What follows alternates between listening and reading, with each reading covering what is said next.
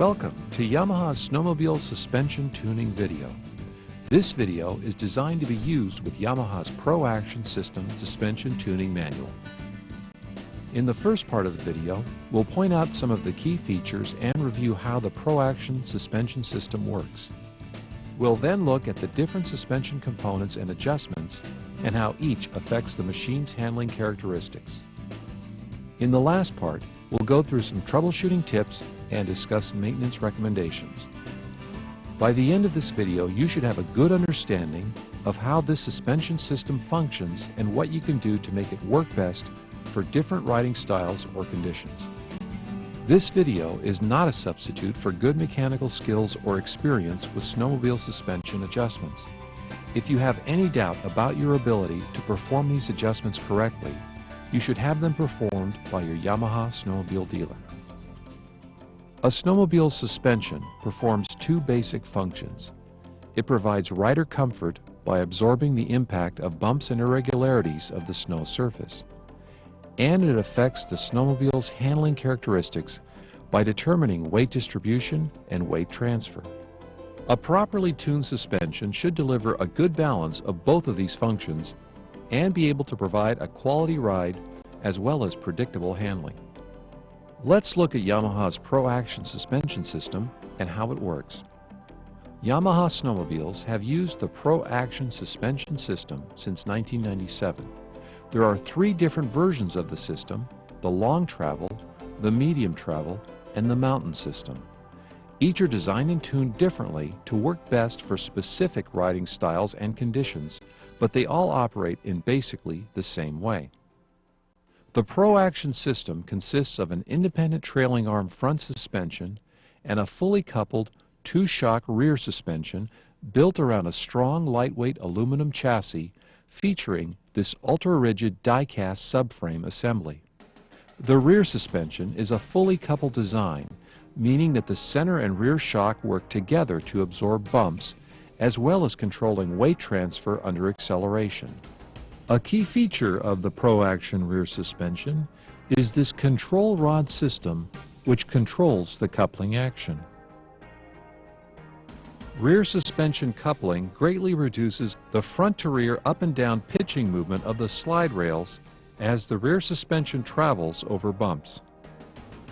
This pitching causes the kicking up of the rear of the machine as it travels over a bump. Coupling helps the suspension rails stay parallel to the chassis, keeping the entire snowmobile flatter over the bumps and reducing this kick effect. As the front of the suspension rails travel over a bump, the front arm and rail movement causes the sliding joints of the control rods to fully extend through this free play or gap area. At this point, coupling occurs.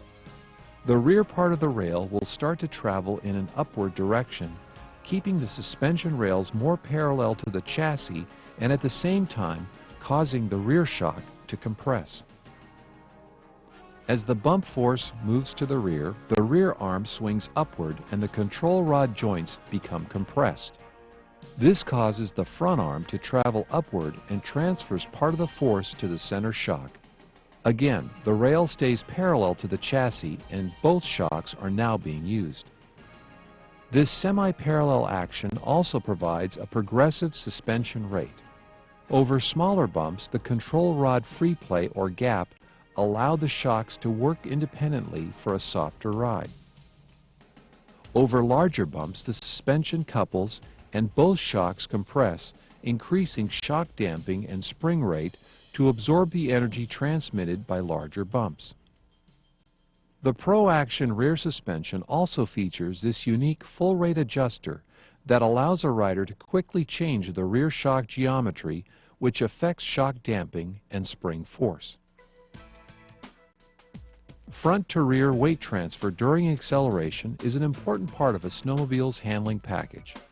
Weight transfer helps straight line acceleration because it moves more of the machine's weight from the skis to the track for better hookup or traction.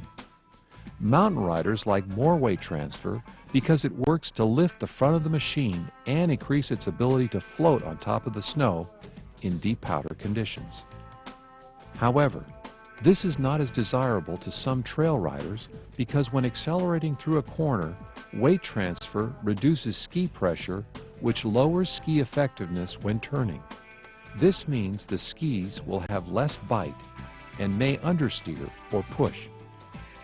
During initial acceleration, the force of the track pulls against the rear axle wheels, pulling the rear axle and suspension rails forward.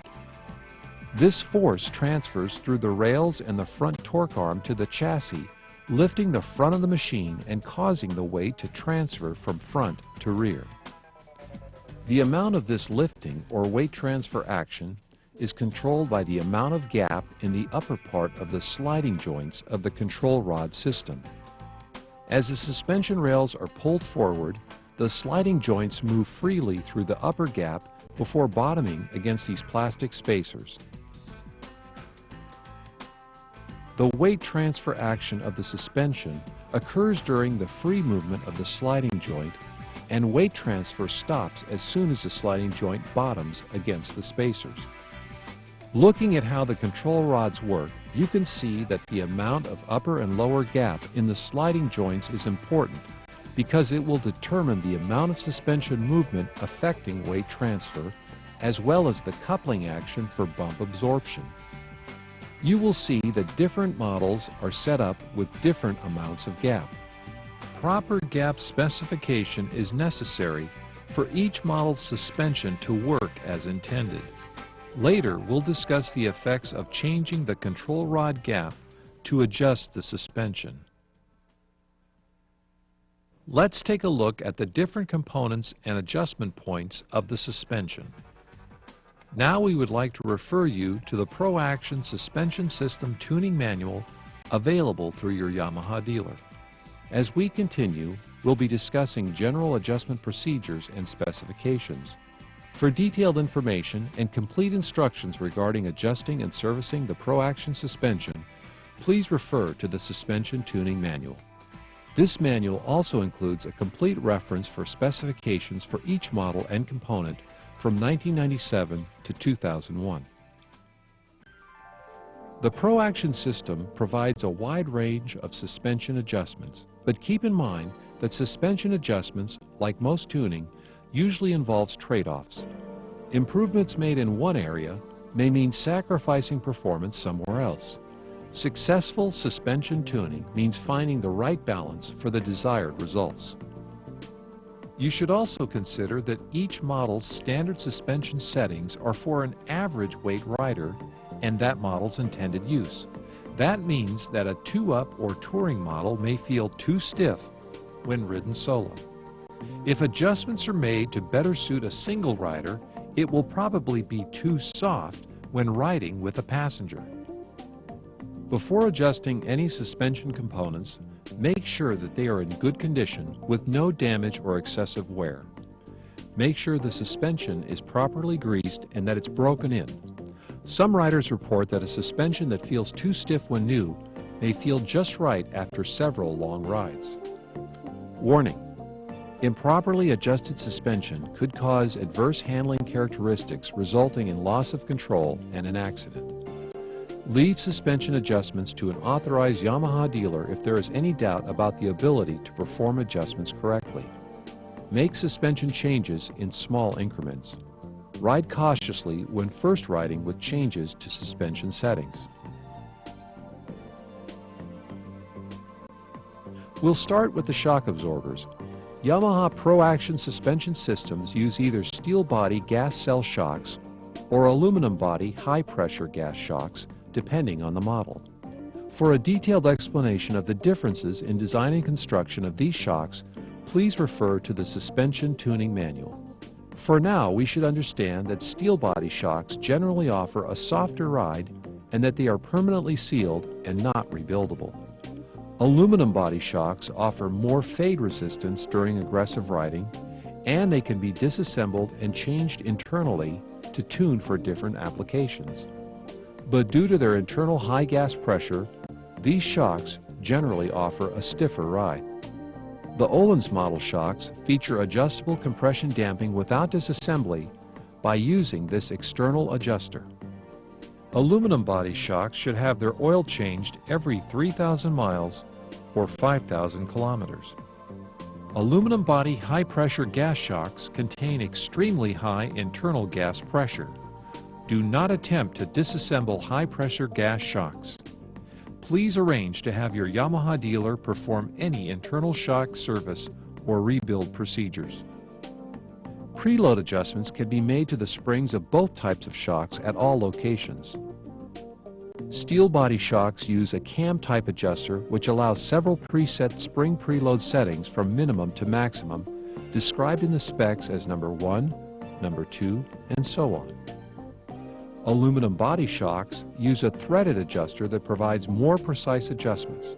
Preload specs for these shocks will show the standard installed length of the spring, with recommended adjustments limited to maximum 10 mm longer or shorter than the standard length.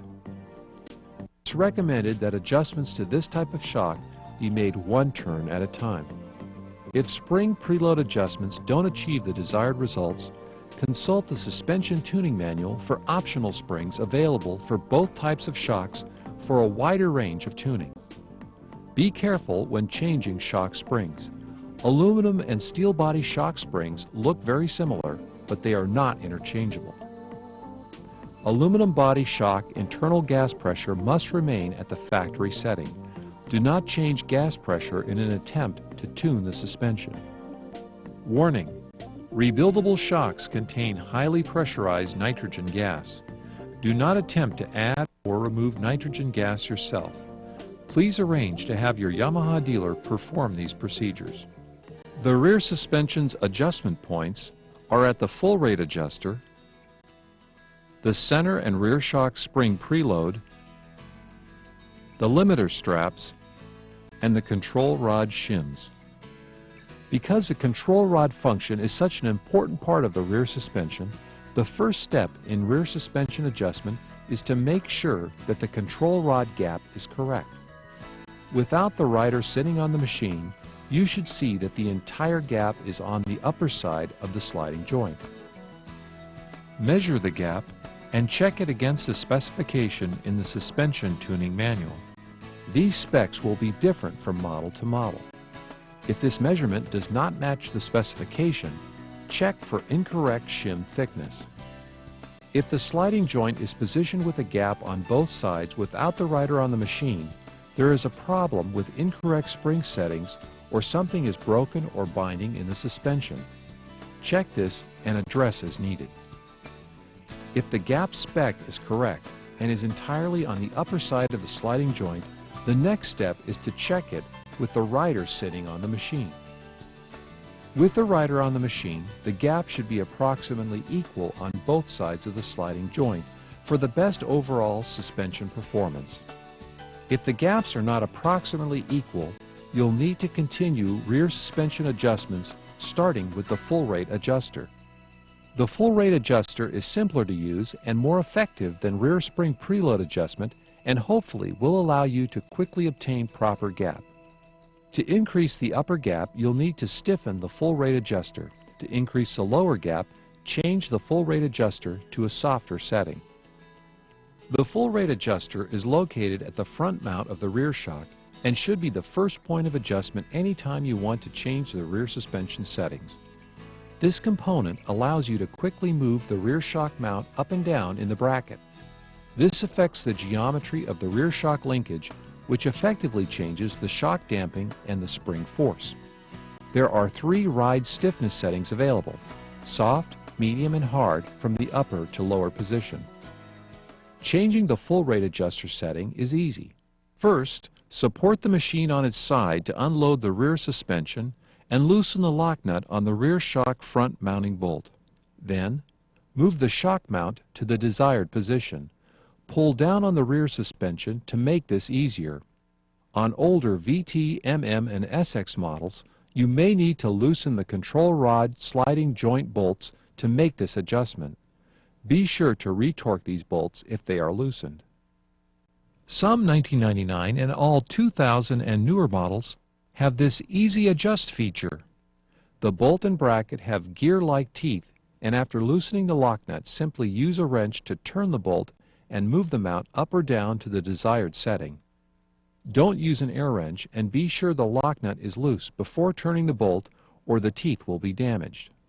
Retorque the lock nut to specifications. For the rear suspension, rear shock spring preload adjustments can be made for a softer or firmer ride. The aluminum body style rear shock must be removed to access the threaded adjuster. If adjustments on the rear spring preload and full rate adjuster cannot provide enough change as we've just discussed, it may be necessary to remove the shock and install an optional spring. Center shock spring preload adjustments can be made to change ride stiffness and will also affect ski pressure as well as weight transfer. Let's look at the effect of center shock spring adjustments. Increasing center spring preload will stiffen the ride for heavier or more aggressive riders. It will also increase big bump capability by allowing the front of the rear suspension to better absorb the initial impact of big bumps. Increased center spring pressure also means that more weight will be supported here at the center of the machine. This creates more of a center pivot point to help the machine rock backwards under acceleration and increase weight transfer. Supporting more weight at the center shock means less weight on the skis, resulting in less ski pressure and less steering effort required. So increasing center spring preload might be the ticket for a rider that would like lighter steering. However, less ski pressure means less ski effectiveness, so this may not be desirable for an aggressive trail rider who wants the best cornering performance. Decreasing center shock spring preload will soften the ride and will also decrease the center pivot or teeter-totter effect, the result being less weight transfer. It also means more of the machine's weight will be supported by the skis, the result being increased steering response along with more steering effort required. The rear suspension limiter straps control the amount of pressure that the front of the suspension rails apply to the snow surface. Adjustments to the limiter strap will affect ski pressure and weight transfer much the same way as center shock preload. Let's see how this works. Pulling the limiter strap up pulls the front of the suspension rails upward, reducing the pressure against the snow in this area. More of the machine's weight is now resting on the skis, increasing ski pressure, steering response, and steering effort. Pulling the strap up and reducing the pressure against the snow at the front of the rails also reduces the pivoting or teeter-totter effect we discussed with weight transfer. So pulling the limiter up will reduce weight transfer. Lowering the limiter straps allow the rails to put more pressure against the snow in the front rail area, decreasing ski pressure, steering response, and steering effort. This also increases the center pivoting effect, which increases weight transfer. Limiter strap adjustments are made by turning these adjuster nuts to move the threaded adjuster attached to the straps. Note that the limiter strap specification is the measurement of the length from the end of the threaded adjuster to the suspension bracket and is not the actual length of the strap. The illustration shows that a longer limiter strap specification actually pulls the limiter strap up and vice versa. Earlier, we discussed control rod gap and that the amount of upper and lower gap affects both ride stiffness and weight transfer. Now we'll discuss the effect of changing upper or lower gap settings by changing shim thickness. Increasing the upper gap by using thinner shims allows the center and rear shock to work more independently, meaning each shock will compress further before coupling occurs. This will mean a softer ride through the bumps and increased weight transfer under acceleration. Decreasing coupling will cause more sled pitching in the bumps. Reducing the lower gap by using thicker shims will couple the suspension sooner, resulting in a stiffer ride, less weight transfer, and less pitching. Increasing the lower gap will delay the coupling effect, providing a softer ride. Reducing the upper gap from the stock setting is not recommended. Refer to the suspension tuning manual for standard control rod gap settings and available shims. Now let's move to the front suspension and steering system. Front suspension spring settings will affect ride stiffness, steering effort, and ride height, and needs to be set before working with the steering system. Adjustments to the steering system affect the snowmobile's handling by determining steering response and ski effectiveness. Correct ski column camber and ski alignment settings are critical, and we're going to show you a foolproof way to be sure that they're set correctly. Check and adjust the front suspension and steering system in the following order. This is important because one adjustment will affect the settings of another. Begin by checking shock spring preload. Then check ski column camber. Finish by confirming ski alignment. The second two steps, ski column camber and ski alignment, can be set simultaneously using Yamaha's front suspension alignment tool available through your Yamaha dealer. We'll demonstrate the tool in a moment, but we'll start by checking front spring preload. Front shock spring preload settings are checked by measuring the front suspension ride height, or sag. Sag is the difference between the bumper height with the suspension fully extended and the bumper height when the machine is resting on its own weight. Here's how to check sag. Lift the snowmobile up to fully extend the front suspension, but do not lift the skis off the floor. Measure the distance from the floor to the center of the bumper. This will be measurement A. Note that this measurement is done without the rider on the machine, since rider weight has little effect on front suspension sag. Now let the front end drop down again. Push the front end down to compress the front suspension and then allow it to come back up on its own weight. Measure at the same point between the floor and the center of the bumper. This is measurement B. Subtract measurement B from measurement A. The result is the amount of sag. Correct sag measurement can range from 0 to 40% of the total travel depending on the model. For example, SXR model's correct sag is approximately 40% or 3.5 inches. Refer to the suspension tuning manual for the correct sag percentage specification for your model. If the sag specification is not correct, adjust the front shock spring preload to obtain the correct measurement. If spring preload adjustments cannot achieve the proper amount of sag, inspect the condition of the springs and replace with new if necessary. Rider weight or riding style may call for an optional spring, which are listed in the suspension tuning manual. Now that we've confirmed the correct front suspension settings, we can continue with ski column camber and ski alignment. There are two methods that you can use to do this. The more familiar method is to use an angle finder to determine camber and use of correct track alignment, a straight edge, and a tape measure to determine ski alignment. If done correctly, these methods work fine. The procedures are covered in the suspension tuning manual. The method we'll be reviewing here uses the suspension alignment tool, which sets both camber and alignment at the same time. We're only going to show a quick overview of camber and alignment procedures and use of the tool. Before performing these procedures yourself, be sure to refer to the complete instructions that are packaged with the tool and are also found in the suspension tuning manual. Camber is the angle of the ski column as viewed from the front of the snowmobile. Changes to ski column camber alters the ski's effectiveness.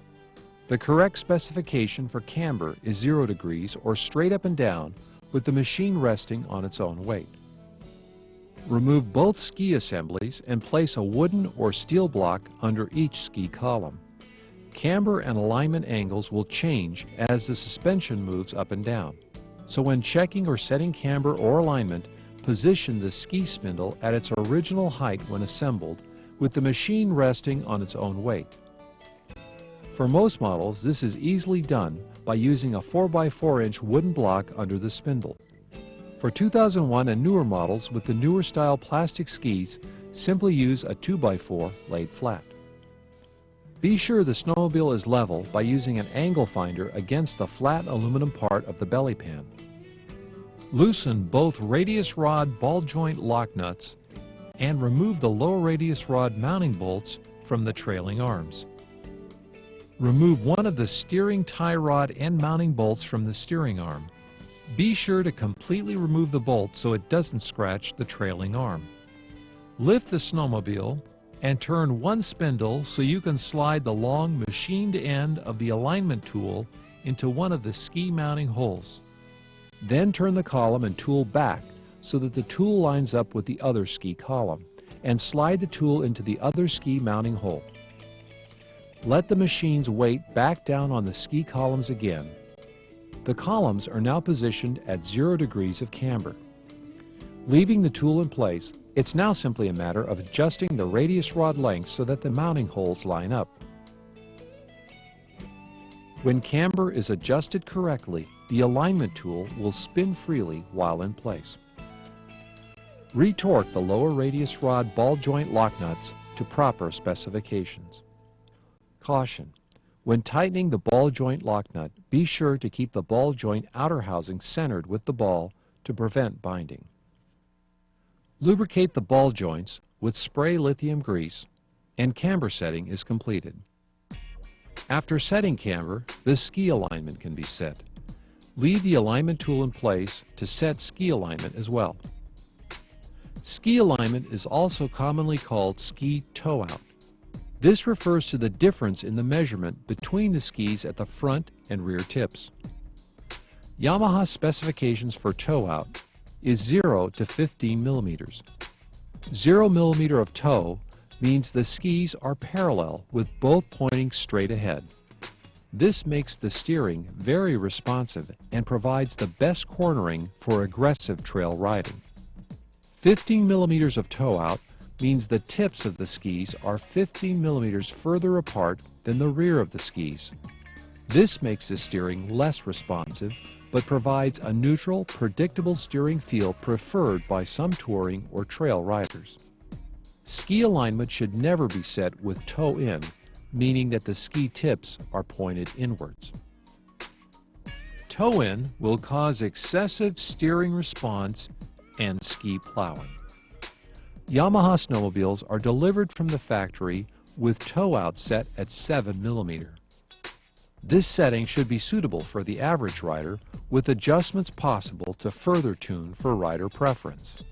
The suspension alignment tool that we are using here sets the toe at 0 millimeter for optimum performance trail riding. After confirming the correct ski column camber, continue with ski alignment. As with camber, ski alignment is set with the weight of the machine on the front suspension. The first step is to align the handlebars. Remove the handlebar pad. Loosen the lock nuts on the steering tie rod that is still attached to the ski column steering arm. Have someone turn the tie rod in or out while you align the bars by looking down at the steering column upper plate and the flat surface of the plate with the steering column bushing plate. When the handlebars are aligned, torque the tie rod lock nuts to the correct spec. Now loosen the opposite side tie rod inner and outer lock nuts.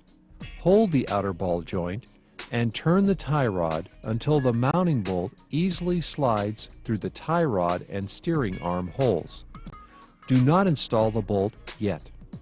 Caution: when making this adjustment, the maximum allowable thread exposure at the tie rod ball joint is 10 millimeters. If the exposed thread is more than 10 millimeters, check the steering components to make sure that nothing is bent. It may be necessary to readjust the opposite side to prevent excessive thread exposure. Lift the machine and remove the tool, then reinstall the tie rod end bolt from the bottom up.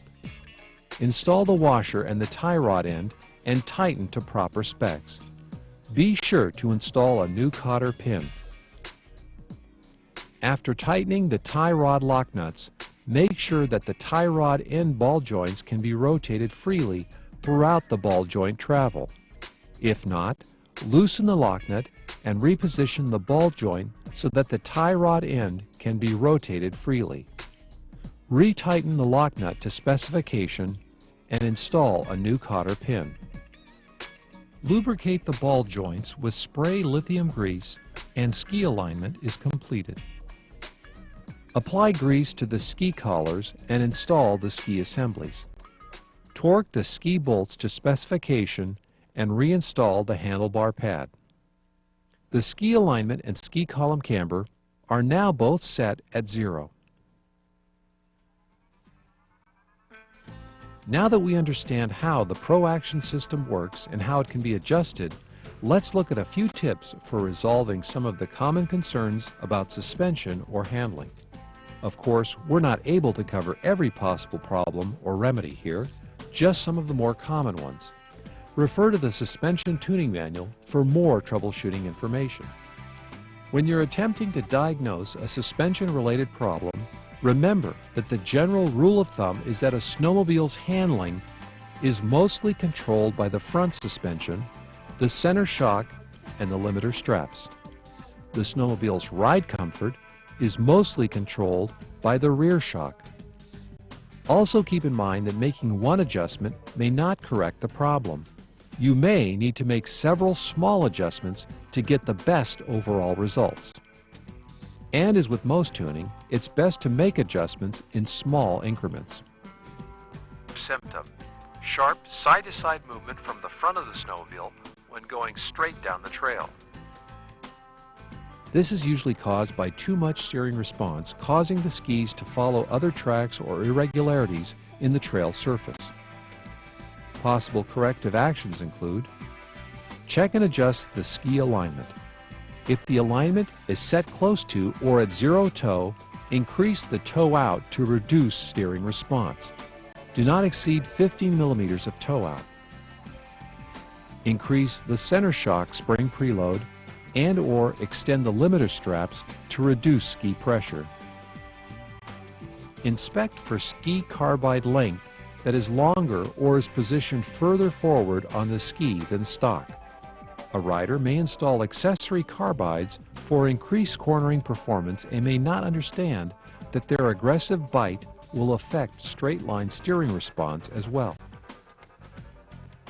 Symptom: understeering or ski push when turning. Possible corrective actions include: confirm that the ski carbides are in good condition.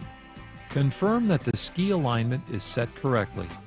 If the toe out is set close to the 15 millimeter maximum, reduce the toe out to increase steering response.